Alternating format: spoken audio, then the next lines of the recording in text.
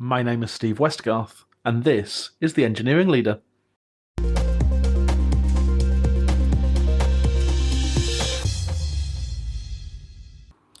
Let me tell you a secret. You also write bad code. If you disagree, you may as well switch off. If you've been enjoying listening to the podcast, then you might be interested in joining an online community to get to know other listeners and build your network. We've created a Discord server that is open for everyone who listens to the Engineering Leader to join. If you would like to get involved, the link is available in the show notes. Today I'm joined on the Engineering Leader by Xavier Gouchet. Xavier works as a software engineering team lead at DataDog, where he specialises in the development of Android SDKs.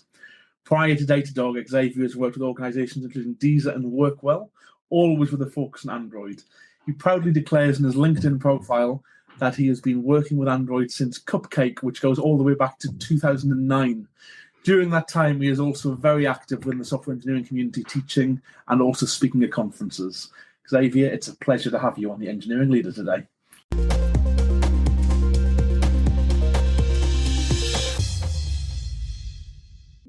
Before we begin, could I just confirm that you also write bad code? I do write bad code all day long. Yeah, always have. I think we all do. Listeners will know that I'm really passionate about iOS, and I guess my upbringing in mobile has been as an iOS engineer. You're going back many, many years, and I've always, maybe not passionately, but I have always avoided Android. So I guess you're literally the antithesis of all of that. You love Android, and you've kind of been in the Android ecosystem for so long. Why is Android better? Well, there's a twofold answer. The thing is that there is a difference with who you're talking to. If you're talking about like the end users, the people who just use a phone every day, I think iOS does a better job because it's been spending a lot of time making sure that everything is intuitive, everything is smooth, everything happens, very, very fast. And this has been their focus. And the fact that they do control the hardware as well as the software enables them to have this very, very enjoyable experience for the consumers. But if you're talking about the developers, the people who are going to write code for those devices, I think that Android is far better. The reason I think that is because, first of all, it's open source. So whenever I'm hitting a wall, I'm hitting some weird bug or unknown issue, I can dig into the source code of Android and understand what's happening and fix it myself. But also, Android has had the same kind of philosophy as Linux, as being open in terms of your application can talk with any other application that's installed of the device, with all the intents, with all the permissions and it's been there for like the first day, as well as being able to adapt to any form factors there is. Like you can have a square screen, a very wide screen. You can have everything happens very easily because whenever we started having screens with different sizes, the fact that the UI was, when you're building your UI on Android, you don't know what's going to be the size of the device you're going to be running in. So you need to take that into account. And this has been in Android since at least Cupcake. Meaning that when the tablets arrived, when the smartwatches arrived, Android was already ready for that. But they didn't have to do too much to adapt to new form factors. So from a developer point of view, I think this is the best one. You're right in the sense of form factors. I mean, obviously, when iOS first came about, when the iPhone was first announced, there was literally one device. And for a number of years, that's all developers kind of had to care for. We're all designing for a specific screen size. And it kind of has been retrofitted over the years. We kind of went through auto layout and all of those things. And, obviously, latterly in the last couple of years with the introduction of Swift UI, it has very much been an afterthought that actually we need to cater for different form factors, different device sizes. Which I think you're right. Android users have kind of catered from since day one. I gave a talk a few years ago about your user experience, and you say there that from a user perspective, your iOS is better. I obviously agree, by the way. But if just for a moment I imagine that Android also has a place in the world, there is something about how different devices, Android or iOS, do things differently. And what I mean by that is, I noticed that when on an iPhone, if you want to delete something, you swipe from the right to the left. You swipe for delete from the right to the left. On an Android device, you typically swipe from the left to the right. And there are other examples of that within the OS. And there's something about your users developing mental models of the way that they expect things to work. And when I tried to pick an Android device and use that, I found that really challenging and really difficult because so many of the things within Android was different or the opposite of what I would do on iOS. And I think the same is true the other way. So do you think there's ever an opportunity for for either Android or iOS to win the war, or do you think that we're kind of now kind of set? I mean, I think it's probably about 65-35 sort of split. You're probably in favour of Android in terms of user base worldwide. Do you think that's where we're going to stick, or could that potentially swing the other way, or what's next in that space? Well, I mean, it's always difficult to predict the future, but I think we're still going to have like those two major platforms sitting there because the Android, because it can adapt to any kind of device, it can also adapt to low-end devices, and we do need lots of those. We need very small devices that are cheap to make and cheap to buy, because not everyone can put $1,000 in a phone, and also because like you said, like the user experience and the way people expect the application to work is going to be different when you're in Android or in iOS, and those philosophy like apply to everything in the ecosystem. One is really tied with Apple and Apple's way of doing things, so you're also linked with your iTunes account, your Apple TV, and all those things. And the other one is very linked to Google ecosystem, and meaning that you do have like those people that are very tied to one or the others. And like you said, it's very hard to change the habits. So when you're looking for a new phone, usually you're going to stay in the one that you know instead of going to the other one, unless you've had a very, very bad experience with the one you're just leaving. So yeah. Yeah, no, I think you're right. I personally couldn't imagine changing, but maybe one day, maybe we'll give it a go and kind of see where we end up. But something we do have in common is definitely software engineering, and you've been building apps for years. What got you into software engineering? I think it's the fact that it allows me to use both my scientific and creative brain. So like engineering is very scientific in the sense that everything is logical, and the way computers are built, and the way programming languages are built, it's very logical. You have your logical gates, and it's all very mathematical. So it's very sciencey. But at the same time, when you're writing a program, whether it's like a console program or an Android application or whatever, you're left with a lot of creativity, in the sense that you know what you want to solve. You have a problem to solve.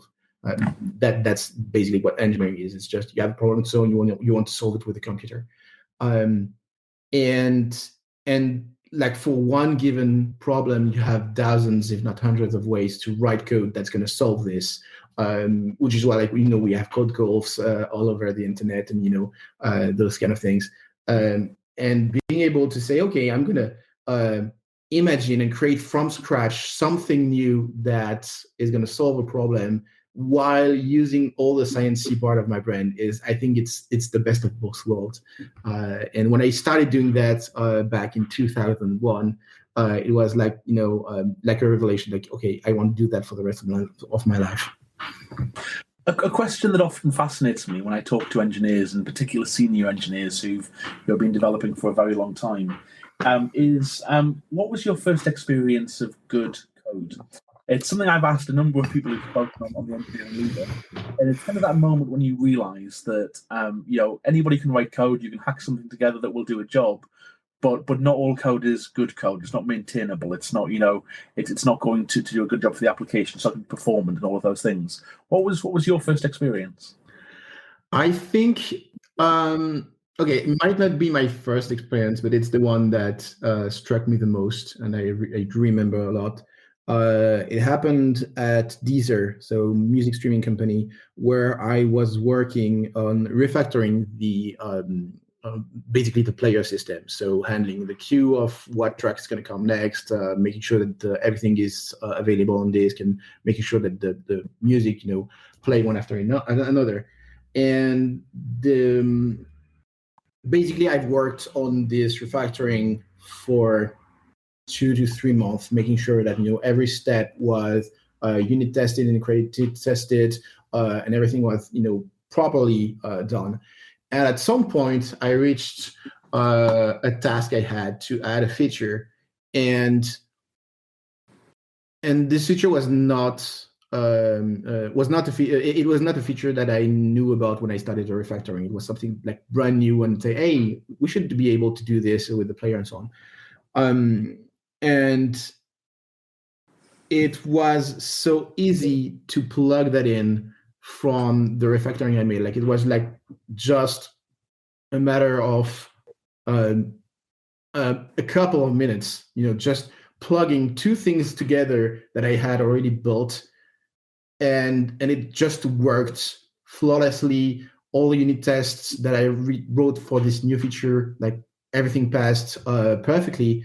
And it was like, okay, if I can add this feature that was not foreseen in this architecture, it means that it must be at least somewhat good. So it was a very, very pleasant experience, because I thought, okay, I'm going to spend like a week to do this. And in the end, it took like 10 minutes. So yeah. And thinking about maybe junior engineers or people who are maybe new to coding, new to programming, maybe haven't had as much experience in development. What would you say to them to help them to recognize that the code they're writing is maybe not good, or needs to be improved, or what is the bit of advice you would give to somebody to say this is how to make your code great? That's a good one. So how to recognize bad code? That one is very difficult, because like even today I do write bad code, and when I look at stuff I wrote like 6 months ago, I'm still cringing. So it's always hard to find bad code, because your own opinion about code changes over time. I think one of the advice I would give is to not try to be smart. I've seen a lot of younger junior engineers trying to do something very, very smart, and they imagine something and say, oh yeah, it's gonna work, and it's gonna be they want to have something that's complex and elegant and so on, and they want to, and the thing is that when you try to be too smart, usually you're going to miss something, and you're going to make something that's not maintainable. The best advice would be to say, okay, just first make sure that it works and that it's easy to understand. So if you can't explain what you're doing to 5 years old, basically it means that you're trying something too complex. Cool, thank you for that. And actually, I want to start talking to you about code, right? So, I mean, you're an engineer, and I guess especially in the Android space, Kotlin is currently where it's at. And I actually remember 3 years ago at Cord Mobile, there was a guy got up to do a lightning talk, and he started talking around Kotlin and kind of where that was kind of going, and we kind of all almost laughing in the audience, thinking as if Kotlin's a thing, like, where's that going to go? And actually, within 6 months, there's Google kind of putting all of their weight behind Kotlin as the language of choice for Android. So I guess Kotlin is relatively new to you. What 3-4 years or so? I've been using Kotlin for about 5 or 6 years, I think. I started using it in small pet projects when it was still in beta, and then as soon as Google said, "Okay, we're going to work with Kotlin," we used it in all the companies I've been working for. Why do you think Google backed Kotlin? What was it about Kotlin that said that was where we needed to go, and that's what we needed to use for Android development? Well, I think the main quality of Kotlin is that the compiler is very, very smart. It does a lot of things to make sure that it knows everything, meaning that there are a lot of things that the Java compiler misses, and basically it's only going to break at runtime. The Kotlin compiler prevents a lot of those issues. It's a lot about type safety, about nullability of pointers and so on. And it means that I think from Google's point of view, having people use Kotlin would mean that the application would crash less, meaning that the overall quality of Android, seen from the point of view of customers, would grow. Because if you're using a phone and you notice that most of the application crash on the phone, you're gonna say, okay, I'm gonna try an iPhone. But if the overall quality of the application that you find on Android grows to a high quality level, people are gonna say, yeah, Android is a good quality phone, because like the OS and device is just as good as the application you're going to use. No one only uses the stock application, just the stock application on the phone. They all download a bunch of all the social networks and sharing apps and messaging and so on. So Google, iPhone, Apple has had for years this validation. So you can publish an application on the App Store without a manual validation that the application meets the Apple standards. We didn't have that for the Android market and then the Google Play Store for years. And even now, I think it's not manual. It's still like just bots making sure that all the criteria are valid. And so they need to find a way to ensure the quality and the basically make sure that the user have a good experience when using the phone and the apps on the phone. And I guess you obviously enjoy using the language. What is it about Kotlin that you really enjoy? Maybe pick on 2 or 3 features or your facets of the language that you really think says that's the reason I like using the language. One of the feature that I really, really like about Kotlin is the ability to write extension functions, which is basically kind of the same thing as Objective-C had for years, which I really liked, which is, I think it's called categories, where you can basically say, I have this class and I want to add a method to this class. And you couldn't do that with Java. And Kotlin brought this, which makes basically, Kotlin brings this and a lot of other features that make the code much more readable, because it gets rid of a lot of verbosity that Java had, and it has a lot of syntactic sugar that makes it easier to read. And because it's easier to read, it's easier to understand, and then easier to maintain. So I think this is the main features that I really like about Kotlin. Yeah. Well, one of the things that I notice, I'm a Swift developer, and you're Objective-C before that, and probably in the last, I would say, 4 or 5 years, I've got much more into JavaScript.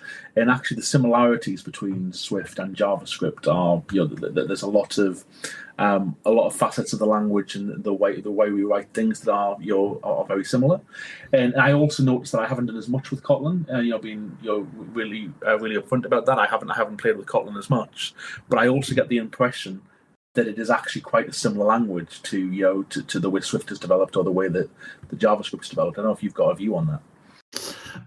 It's similar. I know that it's one of the good things that I really like about Kotlin is that JetBrains is independent and it's not tied to a specific target. So at first they started mostly for JVM because it's the easiest one to tackle. You just write bytecode, Java bytecode, and basically it gives you don't have to worry about the runtime.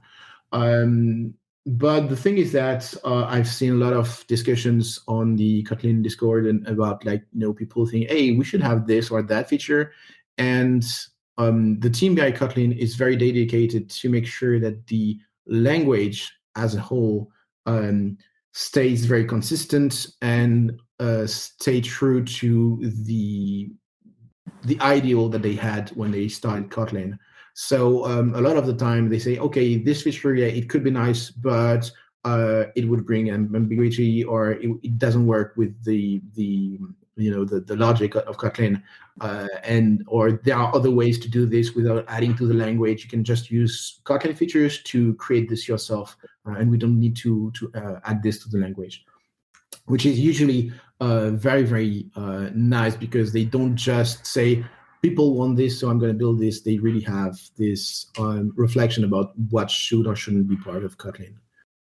Yeah. Cool.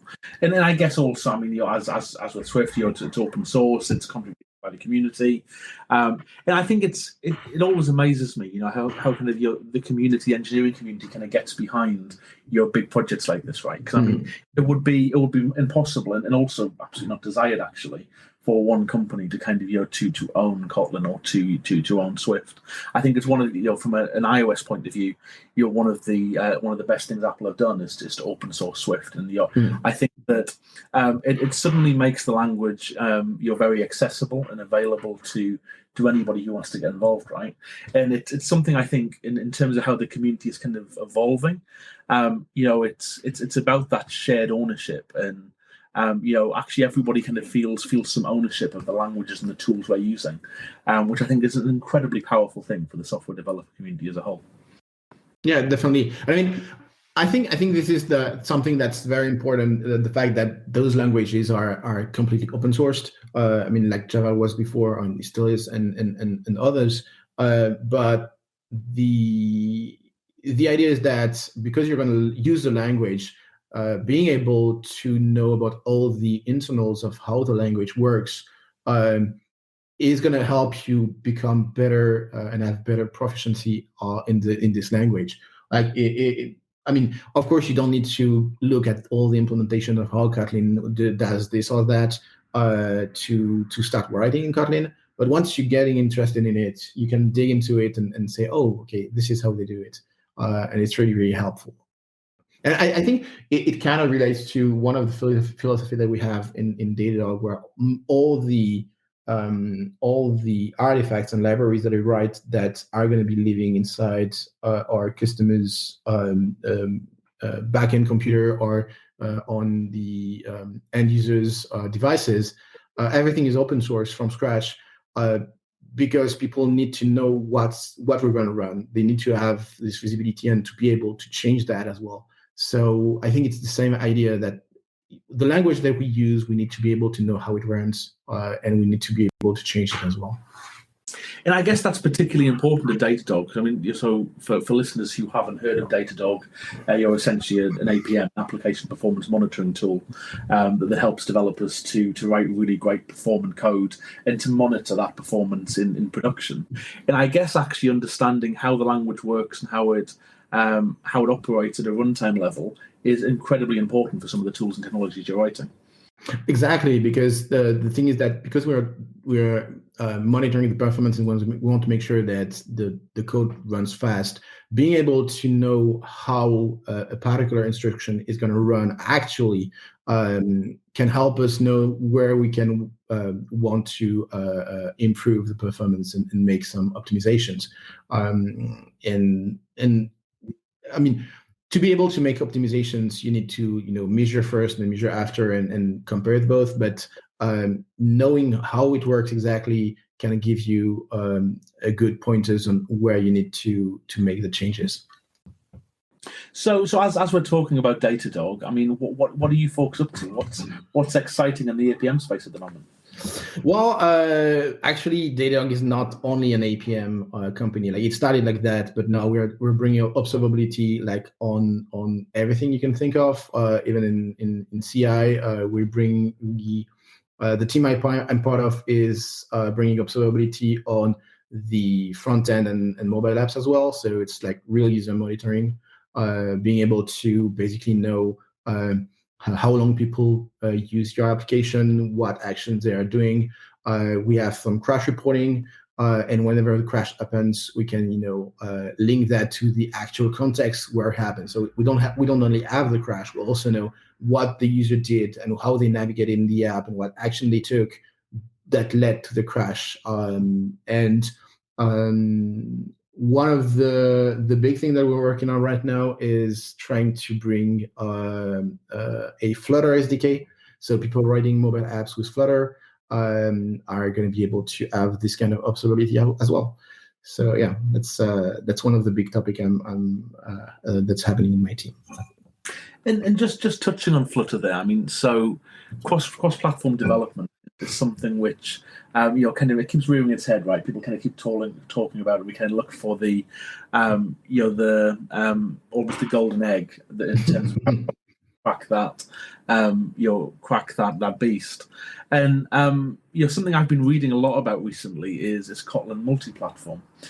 Which appears to have taken a very different approach to the subject of cross-platform apps. And I noticed that in Kotlin multi-platform, one of the things I really like about it is that you can use Swift UI and you can use Jetpack Compose and all those native features, which in theory resolves all of the UI issues and the issues of performant UI and things that in maybe other frameworks have caused problems. I don't know if you've read anything about it or used Kotlin multi-platform, but you're interested in what you might know and what you might have to share. I mean, I haven't used much Kotlin multi-platform.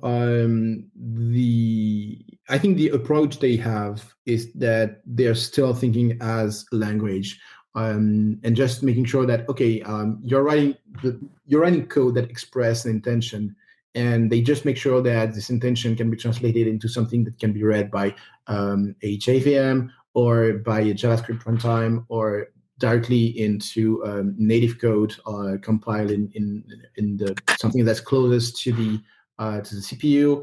And the thing is that because they have this knowledge, they can transpile it to anything. So something that runs in a Python, something that runs into any kind of runtime that we can think of.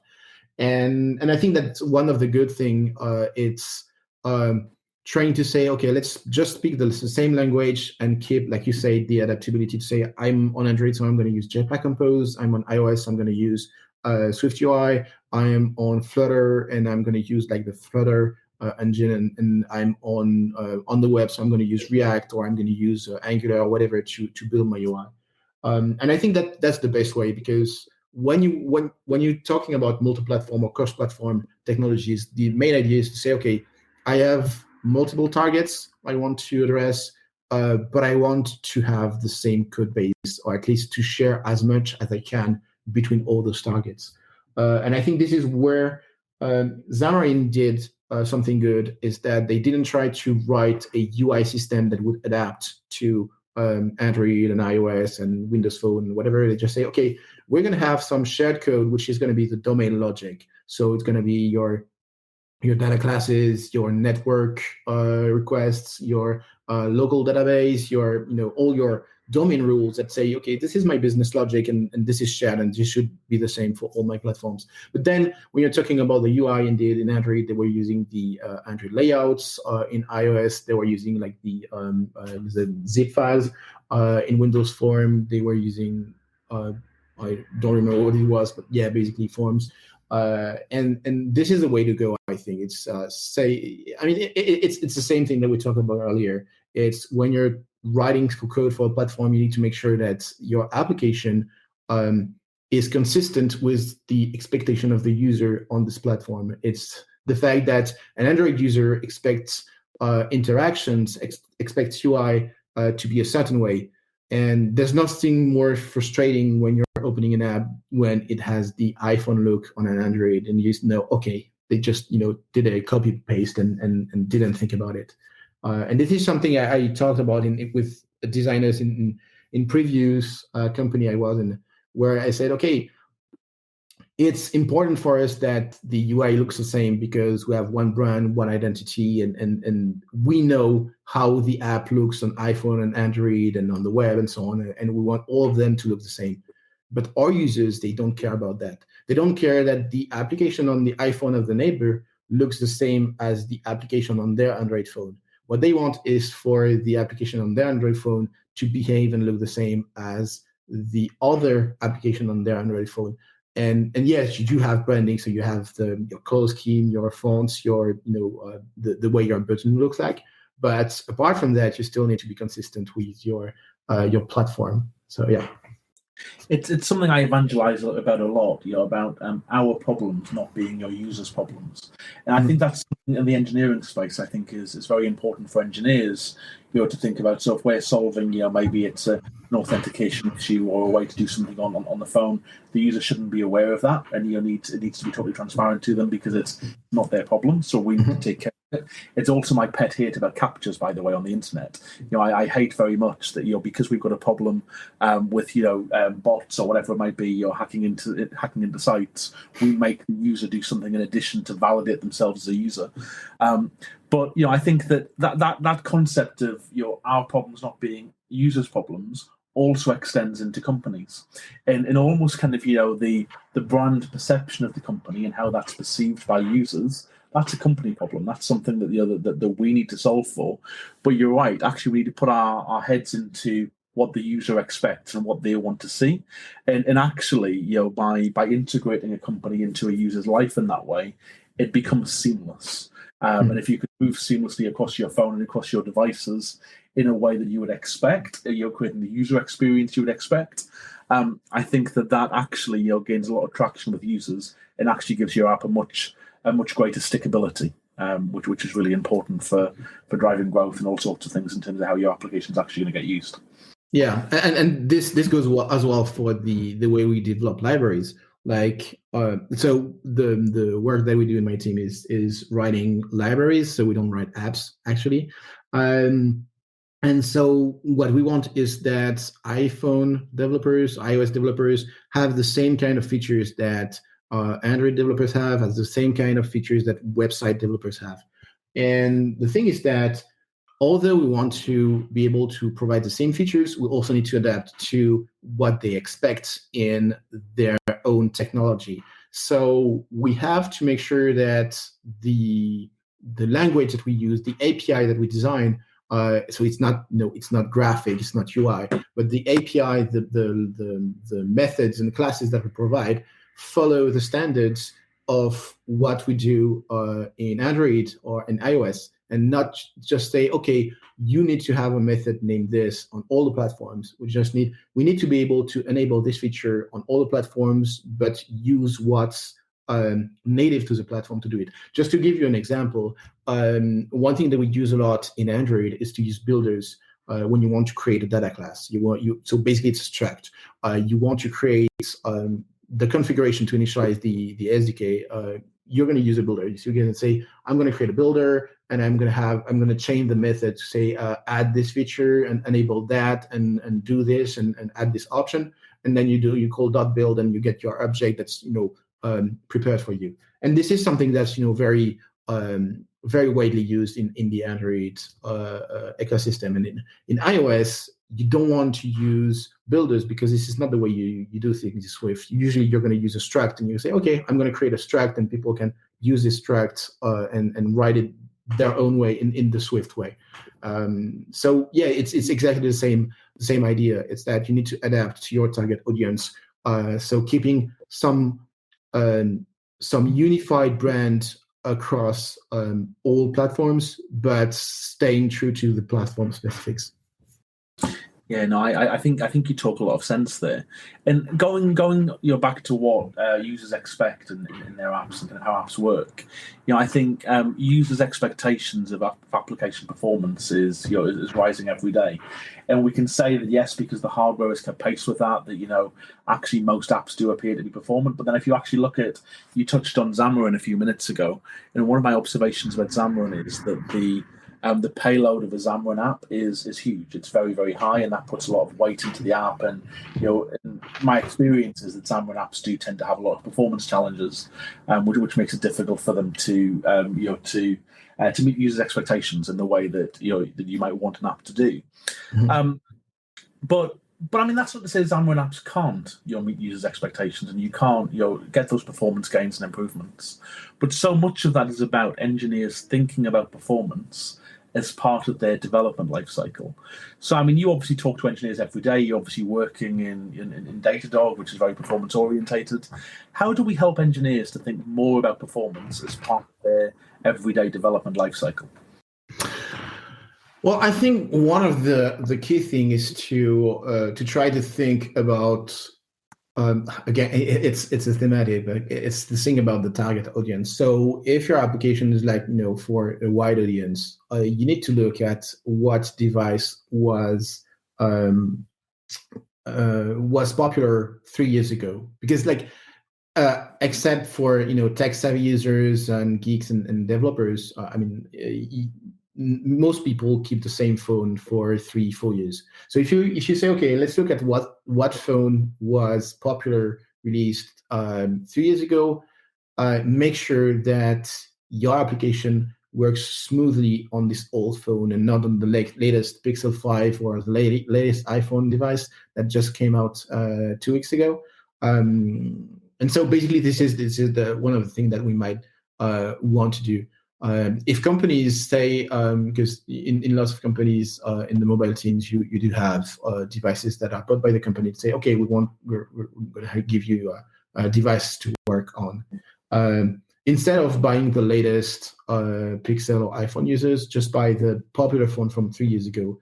And we did that at Deezer. I know that we had this, so it was like kind of a joke in the team, but we had one device that was very old, very low end, very difficult, and this was like our benchmark device. We wanted to make sure that the application runs smoothly on this old device, and if it does, basically it's going to run smoothly on any device at all.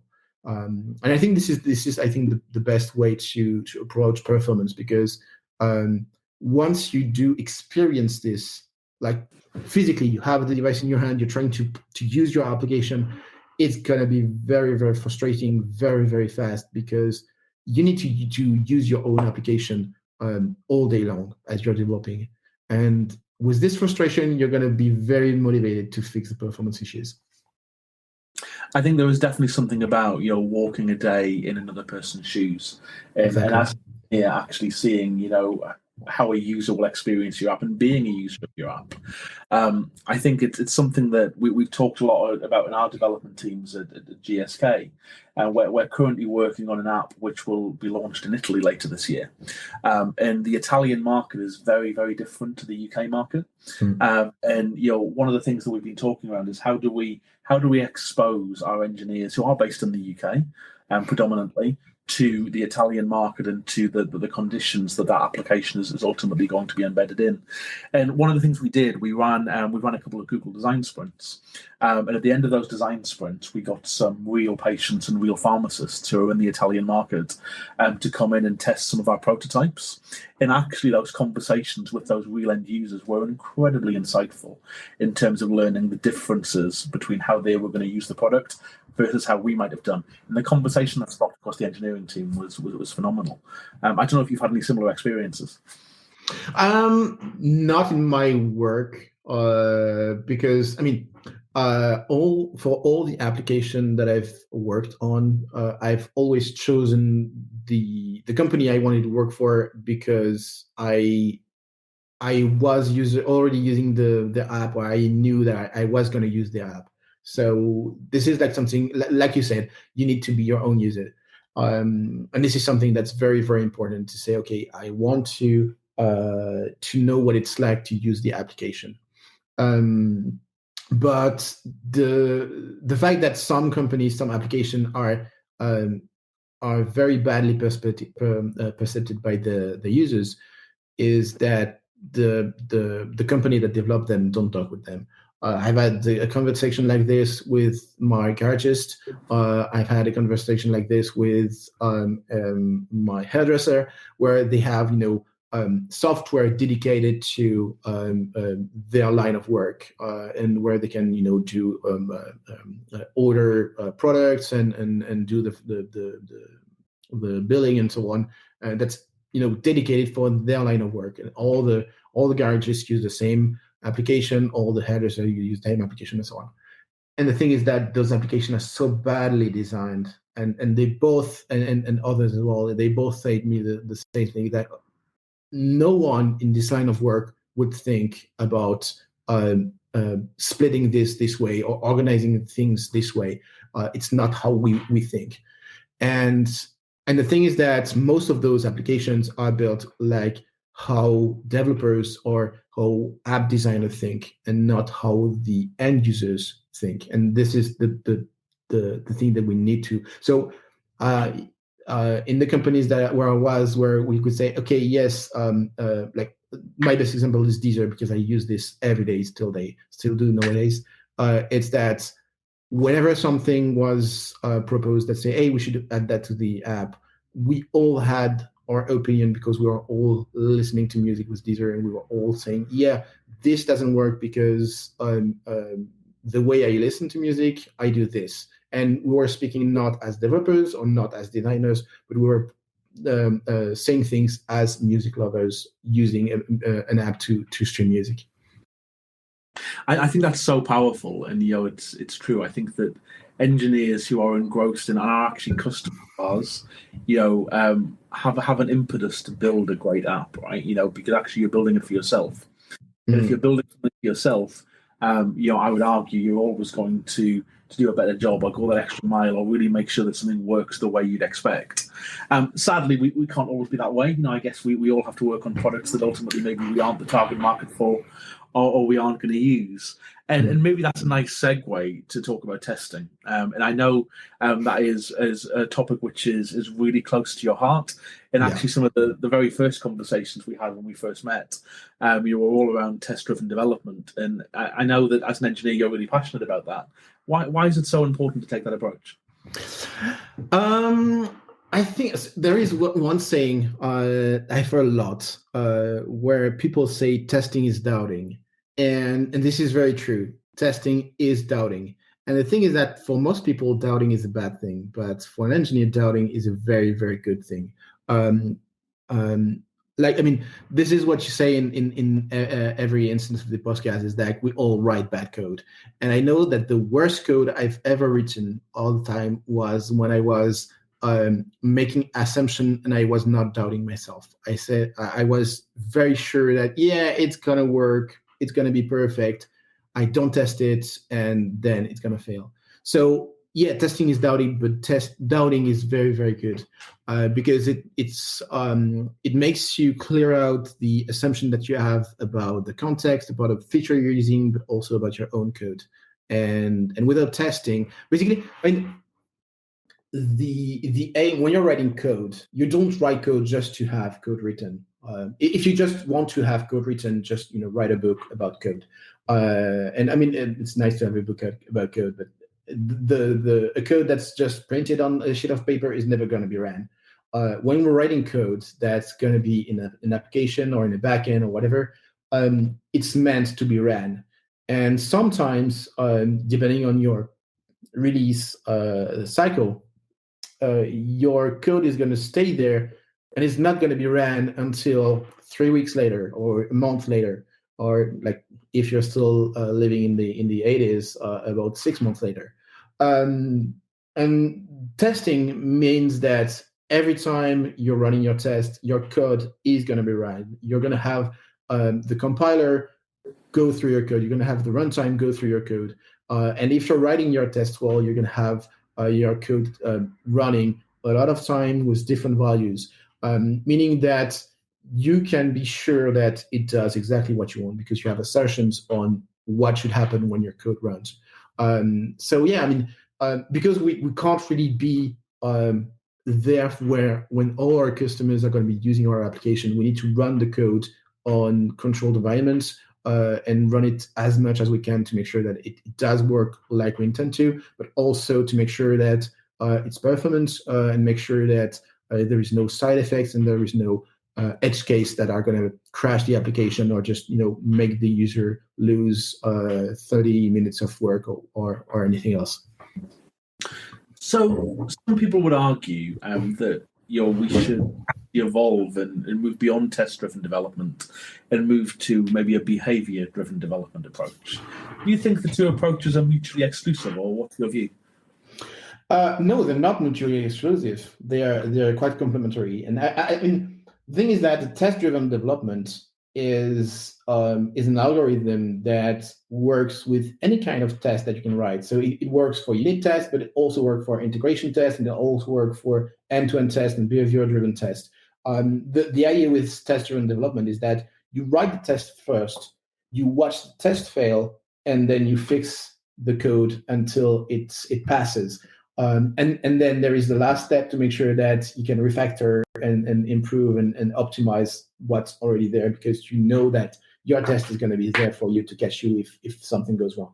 And this is usually taught around unit test because it's easier to understand, but you can actually write your test first when you're doing some integration test or end-to-end test, because you already know the goal is to say with TDD, you need to think first about what is the outcome that you want to test. So if your integration test, you're having like 10 different classes that should work together, and you say, okay, at the end of the day, I'm going to call this, and at the end of the day, I should have this output. Whatever those 10 classes do, this makes you think about what's the outcome, what's the expected behavior of the system that you're running. So behavior-driven development is saying, okay, yeah, when I type my username and my password in those test fields and I press the button, eventually I'm going to get to a page that says, hey, you're logged in, here are your 5 new messages. You can do that in a test-driven development idea as well. Of course, this is like the nested thing, because when you say this, okay, my behavior-driven, my whole behavior, end-to-end behavior doesn't work, which means that I still need to write those small chunks of code, but still use the TDD approach to write them. And so you write the integration test, and then you go deeper and then, okay, I'm going to write unit test, and eventually you go back from the nested code, and eventually the behavior is going to run green. So yeah, they're not mutually exclusive, and the more tests you have, because we have there are lots of memes that happen where you have those unit test version versus integration test, where you have okay, my lock is working properly and my door is working properly, but when you put the two together, actually it's never going to be locked, because the door is a sliding door and the lock is a sliding lock, and so of course it doesn't work. So we have this pyramid of tests, and the thing is that we need all the levels of the pyramid. We need the unit test to make sure that this class independent from everything else is going to work. But we'll also need the integration test to make sure that when my user uses my application, the overall behavior of the application is known and it's tested. And as you're correctly calling out there are multiple different types of testing, and every type of testing is incredibly important to an application in order to make we put a real quality product.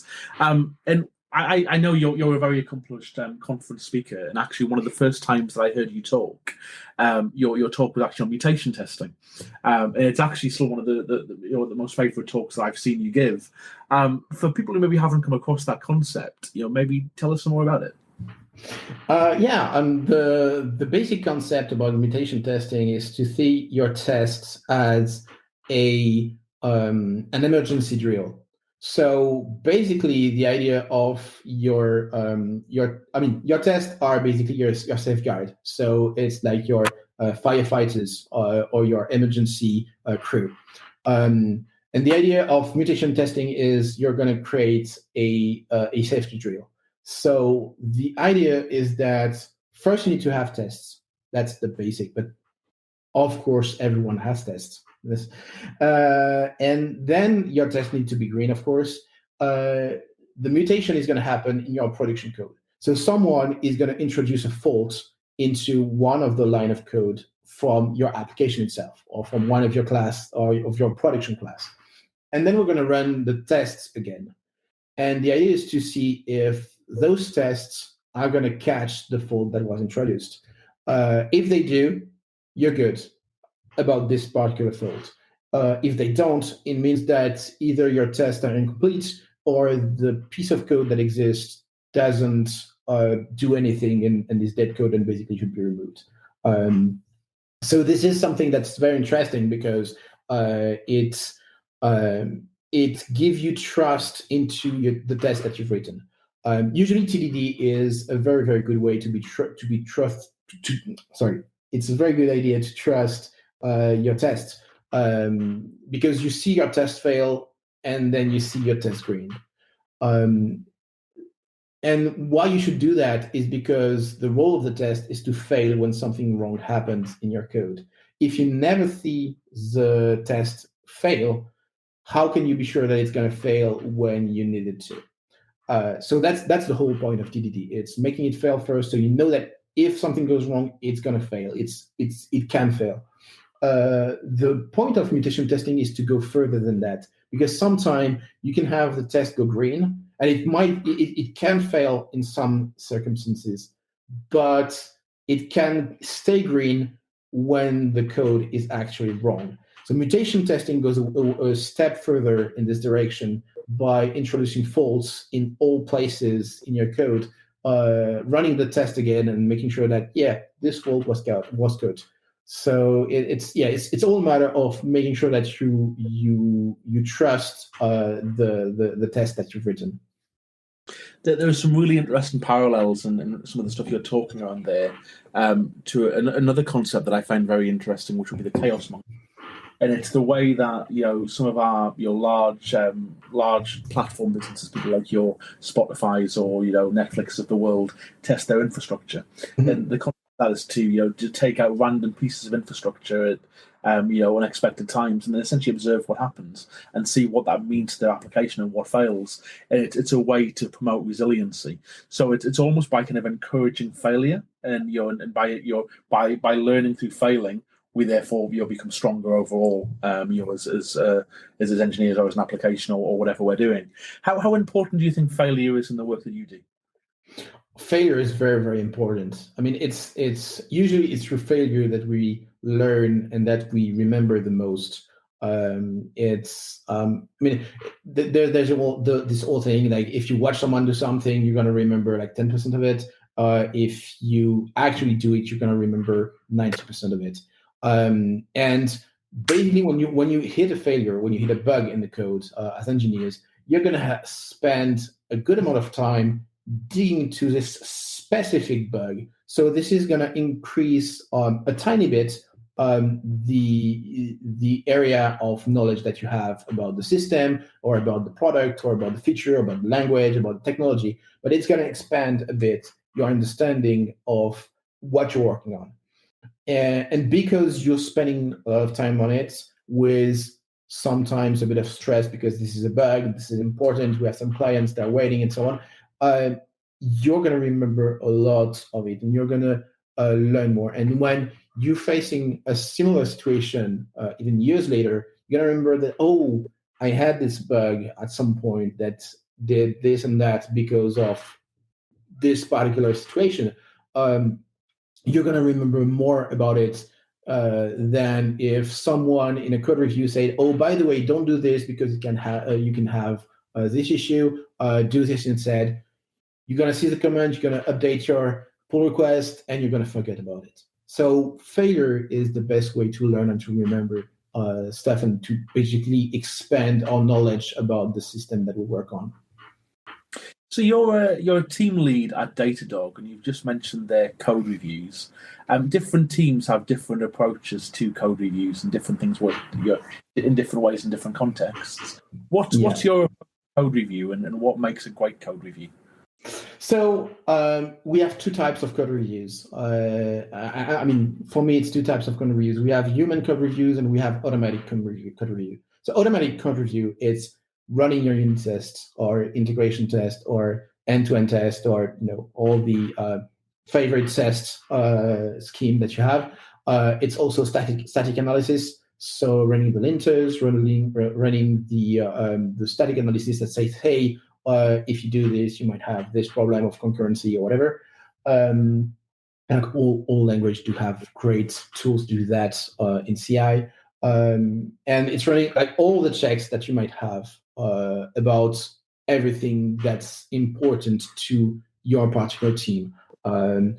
Just to name a few, we have this file that lists all the open source dependencies that we have in our projects. So we do have a check that looks at all the Gradle files that we have to make sure that we didn't forget to add one dependency into this file. We have a check to make sure that we won't run into a situation that's going to crash the application of our customers, because this would be very, very bad. So this is like all the automatic part of the code review, and this is all in CI, and this is something that we use a lot because it's automatic. The computer does it very, very fast, and it's never going to miss a line. And then we do have manual code review, so it's going to be peer reviews performed asynchronously. Usually by people that knows the same project and work on the same team as we do, and this gives a more high-level view of what could go wrong, and sometimes it goes into discussion about which design pattern is the best. Sometimes it's about discussions about, is this the best solution to organize or to fix this issue? But most of the time, it's really helpful because everyone in the team has a different background. They all have past projects that they've been working on, and we each have our own pet peeves. We each have our own preferences, and so every time that we have a code review, whenever I create a commit, I know that this person in my team is going to focus on this part of my code, and this other person is going to look at my naming or my test and so on. So it's very, very interesting. And the thing is that basically because of this, we have like a shared brain of 3 or 4 or 5 brains, where everyone brings their own skills to the same piece of the code. And another good point about this is that almost everyone knows about every line of code that we have in the product, meaning that on a moment notice, everyone can jump on a bug, even in a part that they didn't code it themselves. They already know about it. They might not be as familiar as the one who wrote it, but they can jump on it and understand instantly that this is what's happening in here, and they know what needs to be done. Something that I've found very effective in my own teams, especially when you're starting building a new product from scratch, is to almost kind of do a swarm or a mob programming event, where you kind of all get around the same computer, and actually via Teams and doing things remotely, kind of in this post-COVID world, actually kind of makes that a little bit easier because you can all kind of see up close, exactly what's been worked on the screen.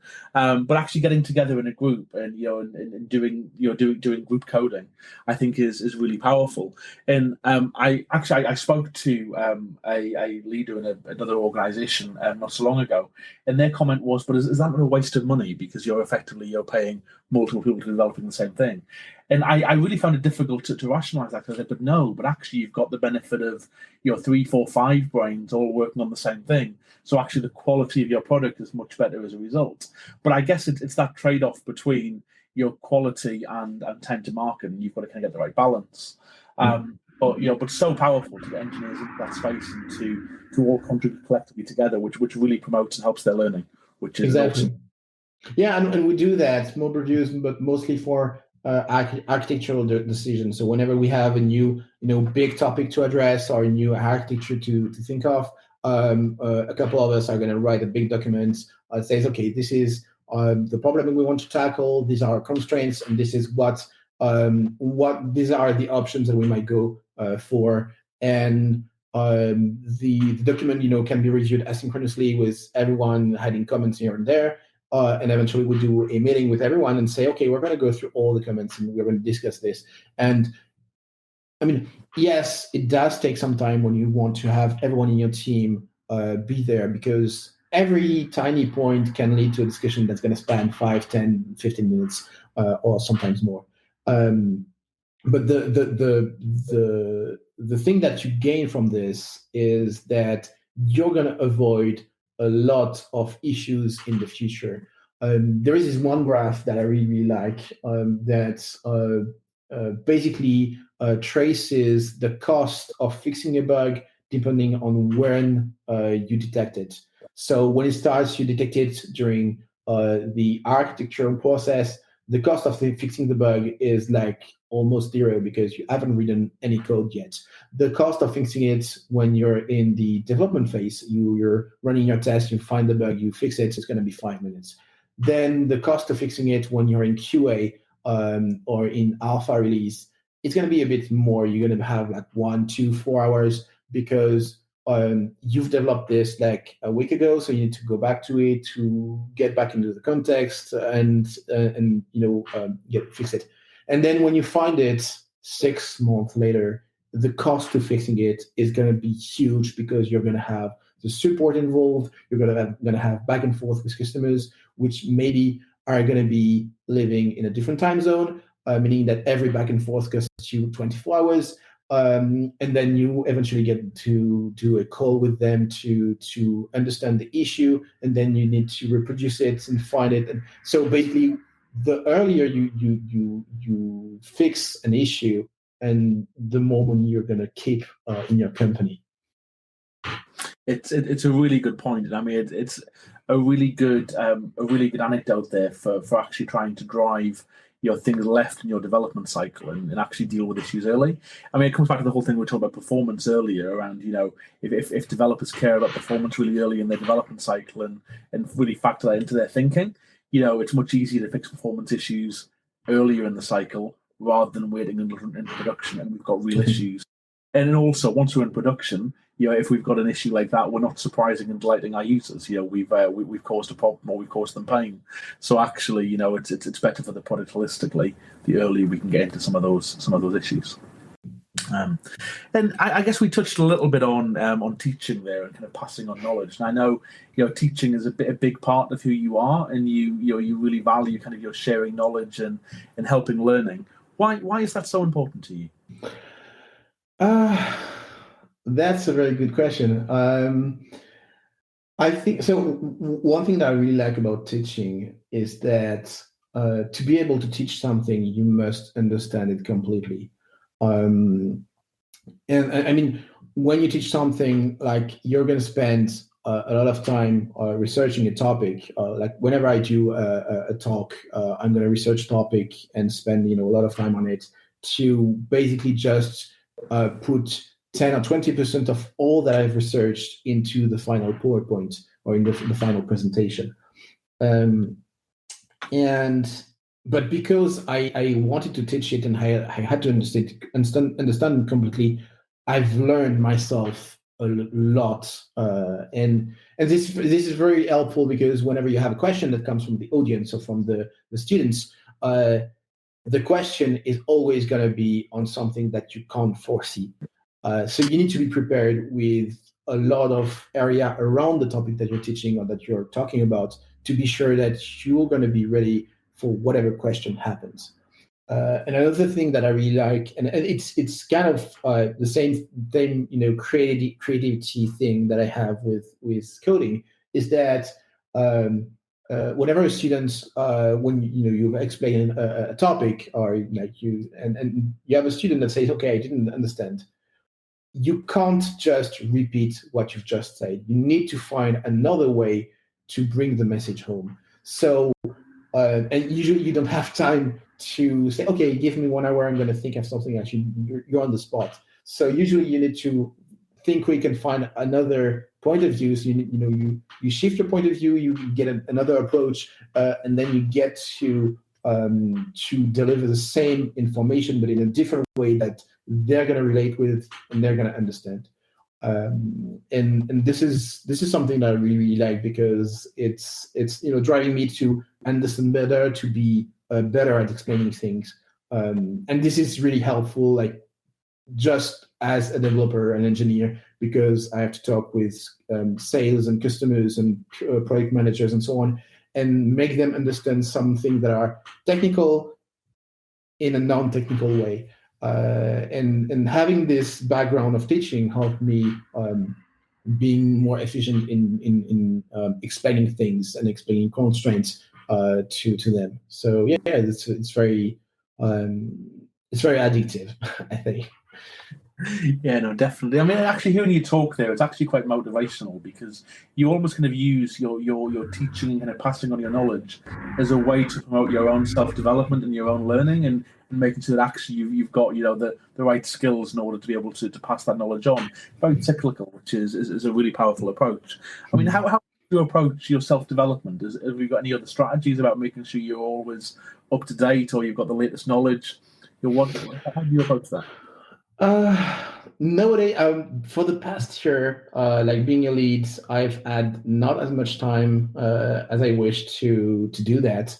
But yes, self-development, and like, in very general, like not just in the engineering part of myself, but yeah, self-development is very important because you can't just stay with what you are, who you are in this ever-changing environment and ever-changing world. Like everything is happening so fast nowadays, and the technology changes so fast.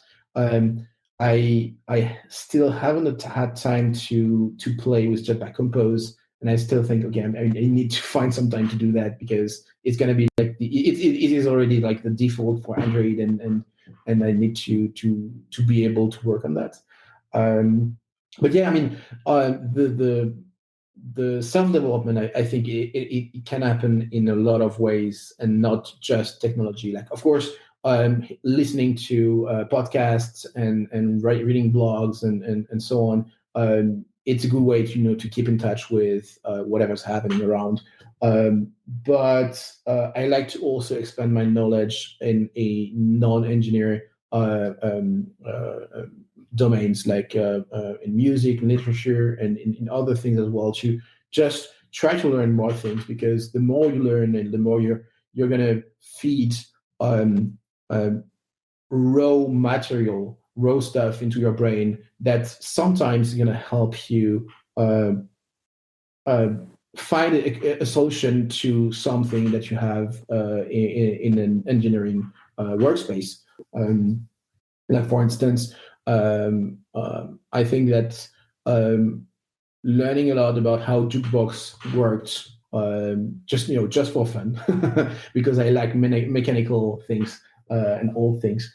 And when I had to do distro factoring for Deezer years ago, basically I started thinking, okay, yes, but in a jukebox we have this part that fetches the disc, the record, and put it on the plate, and then we have the part that actually plays the record, and we have the way to say, hey, by the way, the next song I want to play is this one, and this kind of drove the architecture that I made for this player eventually, and the code name for this player was named Jukebox because it really followed the way a jukebox actually works.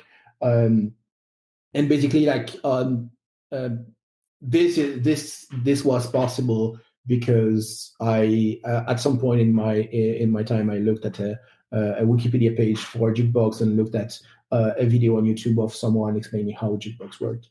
So this is something that everything feeds each other, and this is very helpful. So I love asking my guests to kind of get their crystal ball out and kind of look forward to the future and what's coming downstream. You're obviously a really passionate Android developer. That's come through loud and strong over the course of the last hour. Thinking about the mobile ecosystem more broadly, what's next? That's a very, very good. I think that we're not going to have something very drastic change in the next 5 years.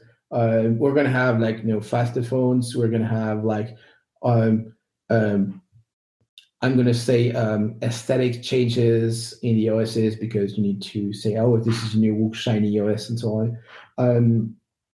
I think that we we're just going to have the same, but slightly better, slightly faster, because we already have like all the Internet of Things is, it's already there. So we're going to have a bit more of those and more efficient and more powerful. We're going to have we already have wireless for almost everything. So it's going to just keep expanding and be more efficient. Hopefully maybe the battery life is going to expand, but in terms of the technology, we still have a drag because we won't make a change in the paradigm of how we use our phone nowadays, because we're too used to what it is. Like the way we use websites nowadays, even though it's shinier and it's more the UI change, and now we have JavaScript that does everything and so on. It's faster than it was in the 90s, but essentially it's always the same thing, that you have a page that displays information, you have links to click on, and you have a bit of interaction with it, and this still drives the way we think about website, like except for some experiments or some games, the way we interact with the website is still the same. And for mobile phones, I think we've reached kind of maybe not a plateau, but we've reached a kind of a way that, okay, applications are still working the same. And sometimes we're going to have maybe more interactions. Android started this with these slices where you can export a tiny part of your application into something else, or the picture in picture and so on. So we're going to have more ways to let applications blend into each other. But overall, I don't think we're going to have drastic change in the next years now. Xavier, it's been an absolute pleasure talking to you today. If any listeners on the podcast want to get in touch with you or kind of reach out to you, where can they find you online? You can find me on Twitter or on LinkedIn with the same handle, Xgouchet. I think it's going to be in the show notes. And on GitHub, obviously. Xavier, thank you so much for joining me on the Engineering Leader today.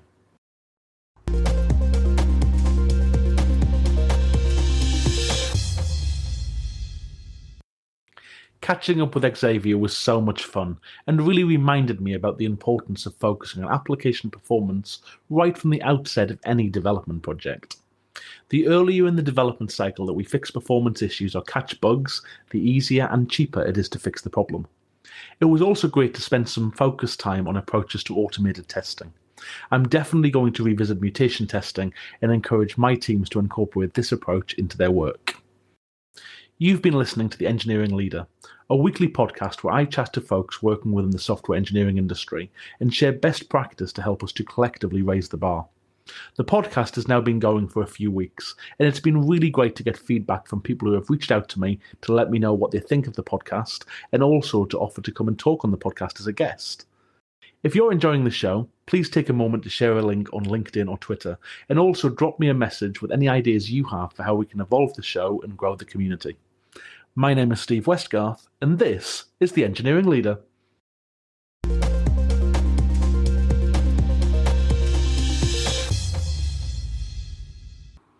Let me tell you a secret. You also write bad code. If you disagree, you may as well switch off.